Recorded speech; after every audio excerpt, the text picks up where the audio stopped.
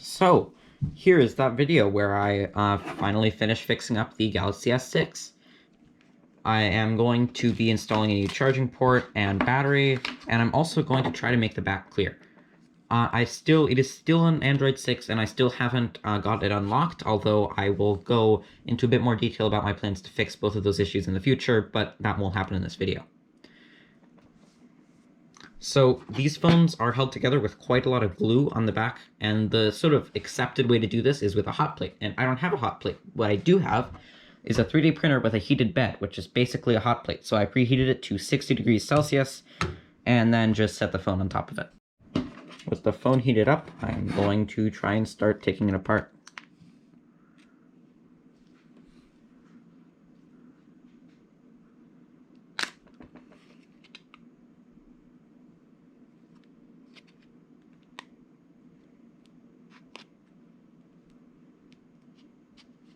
Wow, I am separating the back glass from its coloring.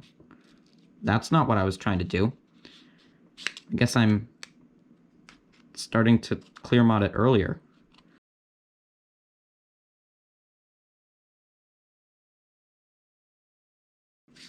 Really not how I was expecting it to go, but I guess I'm not complaining.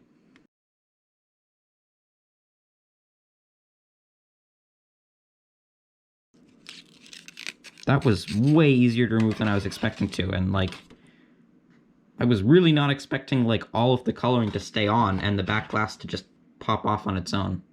That's very strange. Let's try to get all this coloring out, I guess.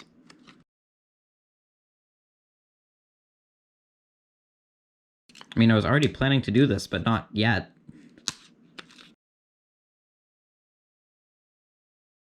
Now, the parts that have actual adhesive on them might be a little harder.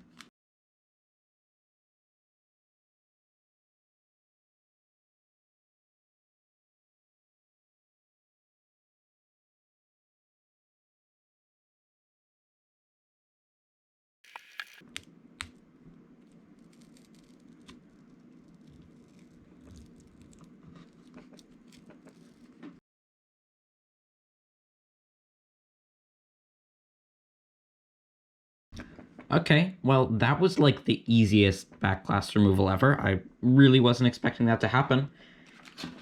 I mean, it's already basically clear, which is what I was trying to do anyway. I can just scrape off the very last bit of remaining adhesive, and then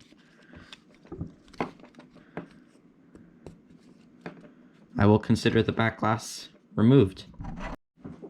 So I've got the old coloring removed, and now you have to take off the frame, and it's held on by all these screws, and fortunately, all the screws are the same. I feel like Apple could be taking notes here, so I'll just remove them all.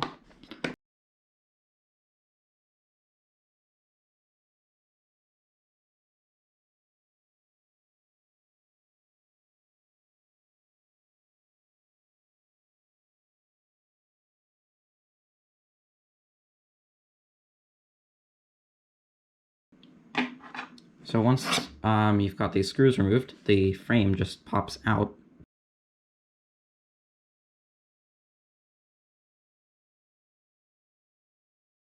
This part's always kind of nerve-wracking because you'll feel like you'll crack the screen.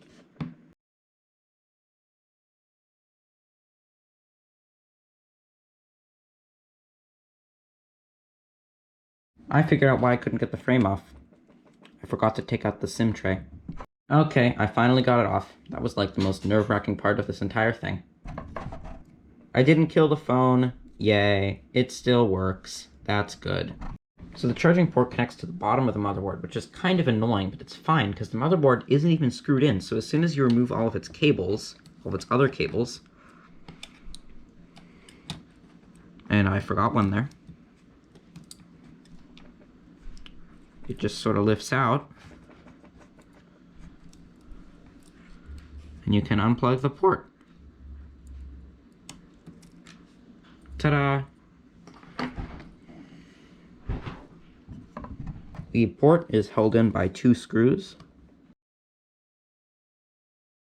Yeah, and then the charging port comes out. There we go, removed, and then you just put it back together in reverse order. No, we don't just put it back together in reverse order because the battery has to come out, which is probably going to be the hardest part of this whole repair because Samsung uses absurd amounts of glue to hold this battery in. It's like removing an iPhone battery after you break the pull tabs, except you have to do it every time. It's absurd. But I guess we better get started.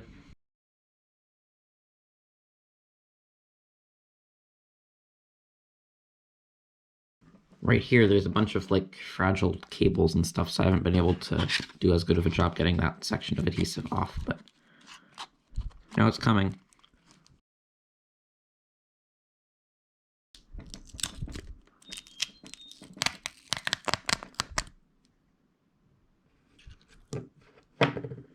Okay, it finally came off. The thing that makes this extra hard is that just inside the battery is this, which is the back of the display, so it's really easy to kill the screens. You have to be super careful. I think I didn't break it, so, we should be fine, but made it extra hard. I think some newer Samsung phones have just all metal back there, so it's a bit easier, but I think they also use stronger adhesive that's harder to remove.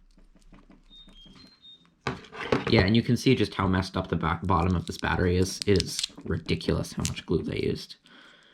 Anyway, let's get ready to install the new battery. Here are the two batteries next to each other. I like how on the new battery, all of this branding is just a sticker, and underneath that there's nothing. But whatever, it'll work. Now, because I'm too much of an idiot to remember to order adhesive, I am just going to cut this like square of double-sided tape to approximately the right shape. It really doesn't need to be anywhere near as strong as what they used from the factory. That was just ridiculously overkill, so like a couple pieces like this should be all it really needs. That can go like there.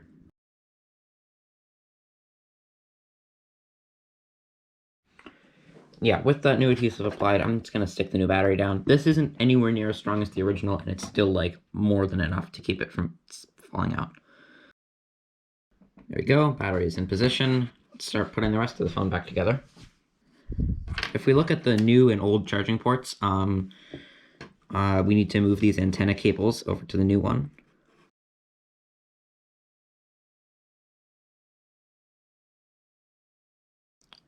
Okay, that is in.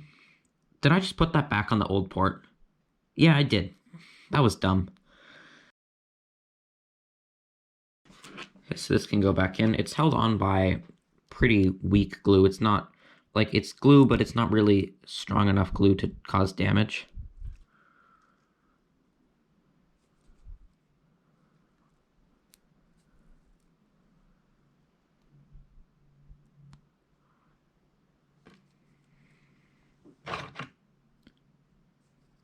I think I can just transfer the old buttons over into the new charging port.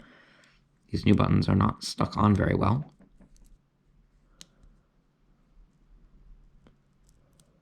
Oh, that one is.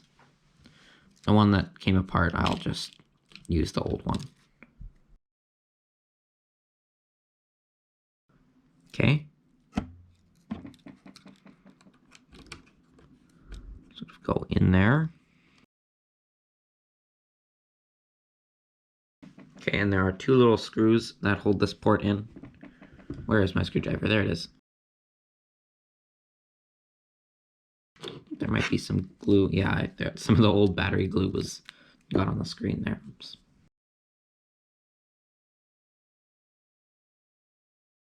Okay, I think we are ready to reinstall the board.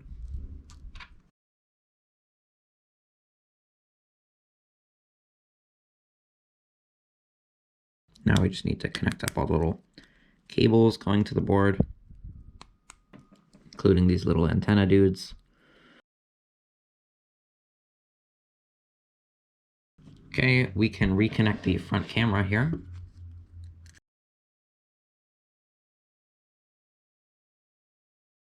Okay, I'm gonna have to deal with that battery cable. I figured out why the battery wasn't connecting. It was just sitting too low in the case, and so the cable was slightly misaligned, and I just moved the battery up a few millimeters, and it is now connected. So now is a good time to test out the phone and make sure it still works. So I don't have the power button because that is on the frame, but I can just short the two pins for the power button with something conductive. And the phone turned on. That's a good start. Wireless charging won't work because it is on the frame, but everything else should work, so I will just make sure it charges and then go into the test menu and test all the features of the phone. Phone does charge. The cable that I had was too short to reach onto my desk, but it did charge the phone. Let's go into the test menu.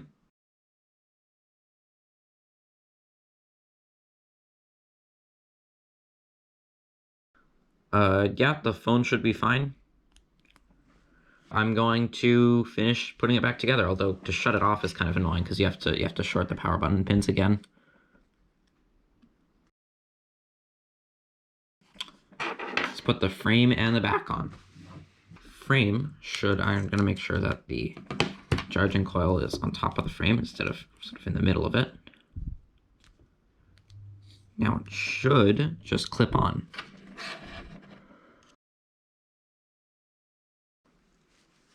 Okay, so the little antenna cables aren't routed right. I'm gonna fix that.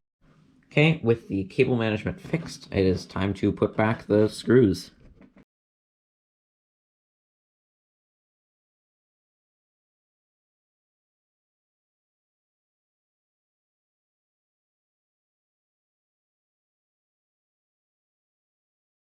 Okay, before I put the back on, I'm going to do one last test of the phone. This time I can use the actual power button. And then just make sure everything works, including the wireless charging, because that's now installed. And I'm going to plug it into my computer and attempt to update it to Android 7. No, shut up. I'm going to attempt to update it to Android 7 using Samsung Smart Switch. And then I will clean the back off a bit to remove any fingerprints, and then pop it on the phone. And I'm an idiot, so I didn't remember to order new adhesive. I have frantically ordered some on Amazon, which should eventually come here. But for now, I'm just going to cut some more of that double-sided tape and use that along with the original adhesive to hold the back on. It's not amazing, it doesn't look great, but it will work. And I do have some plans for doing more work on this phone in the future. When I do that, I'll put the proper adhesive on.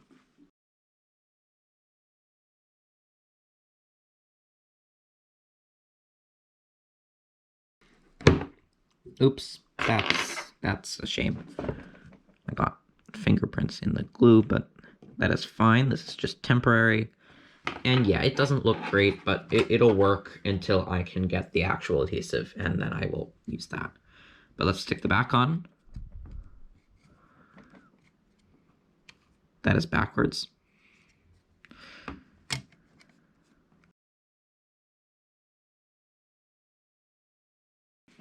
Okay, yeah, there are these stupid, ugly, black bits of glue, but that's temporary, and I think it looks pretty cool. I am really happy with how this turned out. And it is still a fully functioning phone, and I can, you know, walk around and look cool holding a clear phone. Yeah, that's the end of this video. My future plan for this phone is to get another S6 Edge with a cracked display, because the screens for these are really expensive, and so the phones with cracked screens are cheap. Swap the boards, and that way I have a fully working, nice condition phone, and also one that is cracked and carrier locked, and I can use that to mess around with custom ROMs and stuff. I don't really care about tripping Knox on a board that already I pretty much can't use. So yeah, that is what I'm eventually going to do with this. That is what this phone looks like now. Thanks for watching the video. Bye.